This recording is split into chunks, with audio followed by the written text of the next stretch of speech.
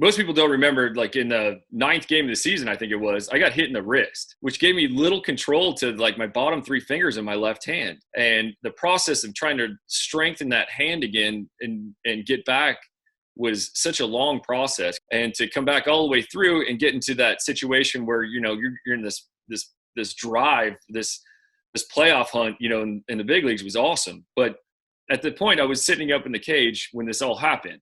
And normally, you know, I'm kind of wiggling around with the bat and, you know, like you have your cage stuff and your game stuff. So I was sitting up there and then watching the game, and I was already told prior that I was going to be the fifth hitter that inning. So the first two guys were out, and lo and behold, here's the security guy yelling, "Hey, you're up." And I was like, me, I'm watching Sam Fuld walk up to the plate, you know, on the TV as I'm sitting on the ground stretching. I was like, oh man. So then, you know, at that point it becomes a blur. So I'm taking everything off, like all my batting gloves, throwing my bat out, running out the cage door, getting down there. And I just remember asking Schulte if I was like, what has he got? You know, even though I knew I'd faced him, you know, like played with him. Who's your teammate? Yeah. I knew exactly what he had. And he's like, you don't want to know, you know, obviously he had that great changeup, and that was the whole thing against, you know, facing him, knowing that he had great numbers and a great year.